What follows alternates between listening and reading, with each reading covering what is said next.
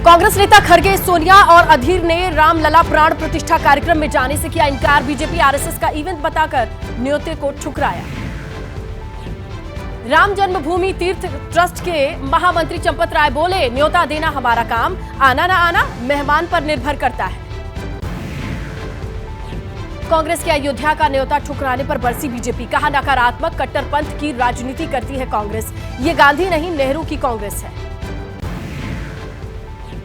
राम मंदिर के न्योते पर कांग्रेस में घमासान। कांग्रेस नेता विक्रमादित्य बोले, मैं सौभाग्यशाली हूं कि मुझे न्योता मिला है, वीएचपी और आरएसएस का धन्यवाद करता हूं। गुजरात कांग्रेस प्रदेश अध्यक्ष शक्ति सिंह गोहिल का बयान, भगवान के दर्शन के लिए निमंत्रण की जरूरत नहीं, श्री राम देश की जनता की भावना के साथ है कांग्रेस। कांग्रेस के फैसले पर भड़के महंत राजू दास, कहा ये रामद्रोही लोग हैं, इन्हें बुलाना ही नहीं चाहिए था। 27 जनवरी को बिहार के दौरे पर जा सकते हैं प्रधानमंत्री मोदी, बेतिया में चुनावी सभा को संबोधित करेंगे। बिहार के पूर्व सीएम जीतन राम मांझी का बड़ा दावा, कहा कि जल्द ही सीएम पद छोड़ने वाले हैं नीतीश, 14 जनवरी के बाद पलटी भी मार सकते हैं। लोकसभा चुनाव को लेकर के बीजेपी में राज्य इकाई के साथ मीटिंग शुरू हुई। राष्ट्रीय महामंत्री विनोद तावड़े आज लखनऊ में यूपी के नेताओं के साथ बैठक कर रहे हैं। 2024 चुनाव को लेकर बीएसपी ने कसी कमर, लोगों को जोड़ने के लिए पार्टी ने जारी किया 1 नंबर मिस्ड कॉल के जरिए बीएसपी से जुड़ने की अपील की गई। इंडिया गठबंधन सीट शेयरिंग पर बोले अखिलेश यादव, कहा गठबंधन की बातचीत अच्छे माहौल में हो रही है, बहुत जल्द नतीजे सामने आएंगे।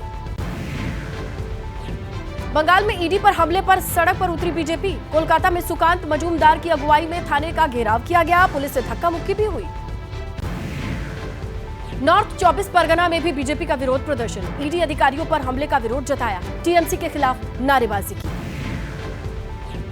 तमिलनाडु के सलेम में राज्यपाल आरएन रवि को छात्रा ने दिखाए काले झंडे, पुलिस ने प्रदर्शनकारी छात्रों को हिरासत में लिया।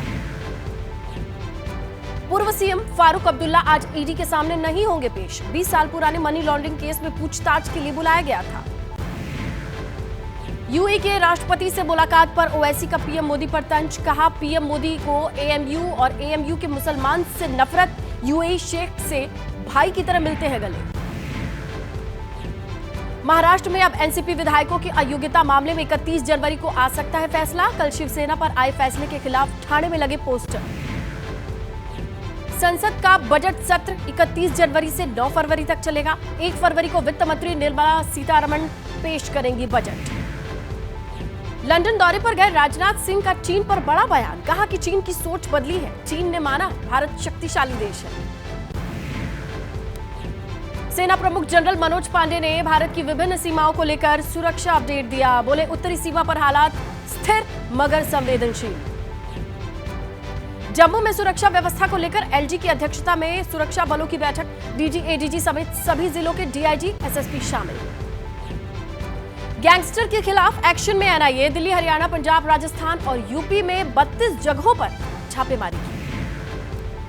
सुप्रीम कोर्ट से एनसीपी नेता नवाब मलिक को राहत, मनी लॉन्ड्रिंग मामले में सेहत के आधार पर अंतरिम जमानत 6 महीने के लिए बढ़ाई गई। राजस्थान के सिरोही में नेशनल हाईवे पर बड़ा हादसा, खड़े ट्रेलर से टकराई प्राइवेट ट्रैवल बस, 12 लोग घायल हुए, बस में सवार थे 52 स्कूली बच्चे। दिल्ली एनसीआर समेत देश के कई हिस्सों में कांपी धरती, देर तक महसूस किए गए भूकंप के झटके, अफगानिस्तान के हिंदू कुश में था केंद्र।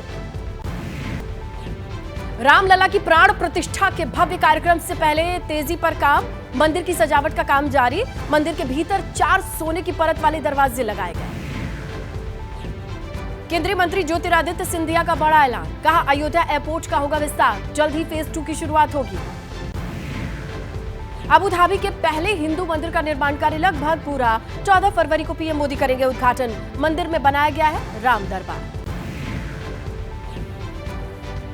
उत्तर भारत में सर्दी और शीतलहर का सितम जारी है, दिल्ली से चलने वाली कई ट्रेनें रद्द, लेट चल रही हैं, कोहरे की वजह से फ्लाइट्स पर भी असर। अगले कुछ रोज नहीं मिलेगी सर्दी से राहत, वेस्ट यूपी, उत्तराखंड, हरियाणा, पंजाब समेत कई राज्यों में सर्दी का सितम जारी रहेगा, तो घना कोहरा भी मुश्किलें बढ़ाएगा।